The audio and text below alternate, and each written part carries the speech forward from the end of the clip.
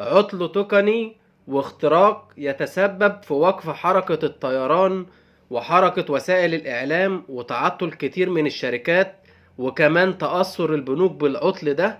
فإيه التفاصيل بالظبط؟ وهل البنوك عندنا في مصر وحسابات بعض العملاء اتأثرت بالاختراق ده ولا لأ؟ تعالوا بقى نتكلم عن كل ده في حلقتنا بالتفصيل.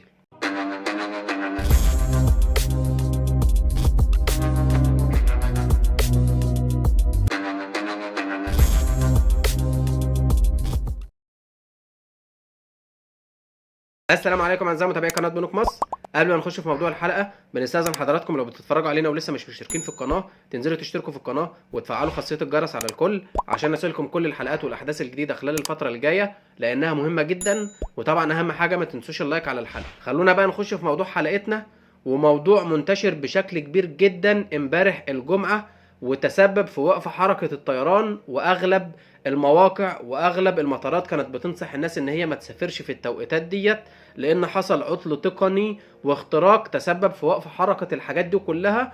وللأسف كان اللي اتأثر من ضمن الحاجات دي ومن ضمن المؤسسات هي البنوك.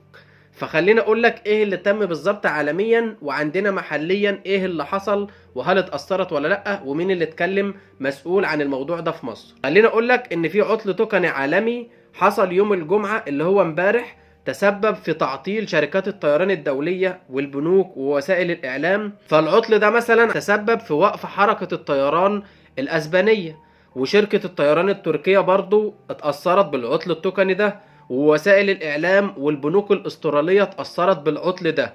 فطبعا كان بسبب ان شركة مايكروسوفت اعلنت ان في خلل في نظامها العالمي. ده ادى طبعا ان حصل خلل في كل الحاجات اللي اتكلمنا عليها دي. وايضا مطار برلين اعلن ان هو وقف الرحلات الجوية حتى الساعة 8 بتوقيت جرينتش. فدي طبعا مشكلة كبيرة عالميا واثرت على كل حاجة زي ما احنا لسه قايلين. طيب اللي يهمنا بقى من الموضوع ده كله ايه؟ هل البنوك المصرية بالذات اتأثرت بالموضوع ده؟ هل حصل اختراق لبعض حسابات العملاء واتسحب منها الرصيد بتاعها وفي عملاء خسرت في الموضوع ده ولا لأ؟ خلينا اقول لك ان الحمد لله ما حصلش اي تأثير عندنا في مصر، وبالذات على البنوك وحسابات العملاء. ما حصلش اي تأثير لاي حد من العملاء، ولا حصل اختراق ولا حصل اي حاجة، عشان بس ما تلاقيش الخبر خلال الايام الجاية او كنت بتشوفه من امبارح فتبقى قلقان.